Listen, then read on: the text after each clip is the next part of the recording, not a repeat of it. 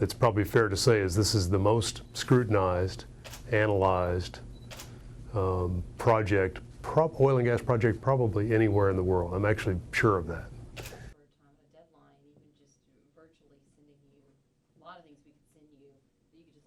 Well, they're going well. So operationally, things are going, actually, I'd say very well.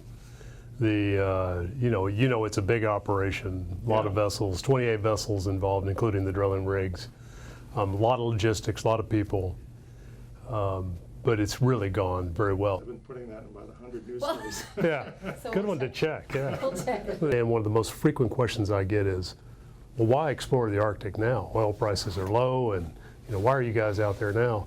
And a lot of it is based on the question that you just asked, because it takes years to build up the capability to be able to do this the right way. That's training thousands of people to be ready to do these jobs. That's building up this fleet of equipment and vessels that are necessary to execute a program like this. That's not the kind of thing you turn on very quickly. It takes a while to build that up. It takes years to build that up, actually. And it's certainly not something you turn off very quickly and then come back to when it's convenient. And more sort of populated the technology in that space before this season. Yeah. So I know in years past it was managed. The transition's real. The transition's required. Oil will be required for a long time. Let's take a really close look at developing our own resources, control how it's done, and get all the benefits that go along with that. Not just the workers that need to go through that. It's actually anybody that gets in a helicopter and goes offshore needs to go through that training.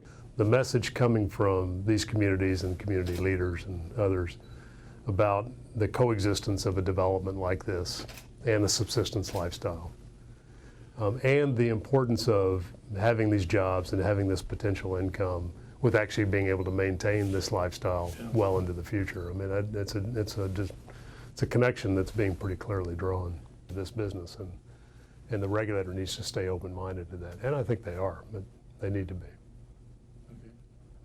Well, I think the right assumptions for me to make are it's not going to go away. I mean, there are some people and some organizations that are absolutely opposed to this, and nothing's going to change their mind about that.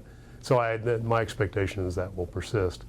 We saw quite a bit of very public opposition when we were in the Pacific Northwest, you know, as the rigs were staged to come to Alaska and so forth.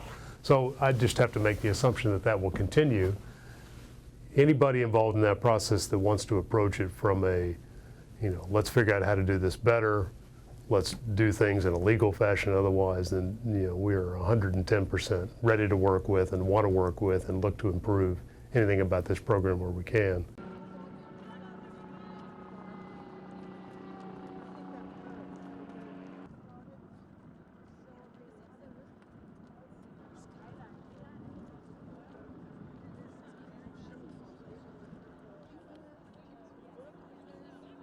I need to get it a little bit. Am I blocking it out? Yeah, we hold this one down? Yeah, look, we already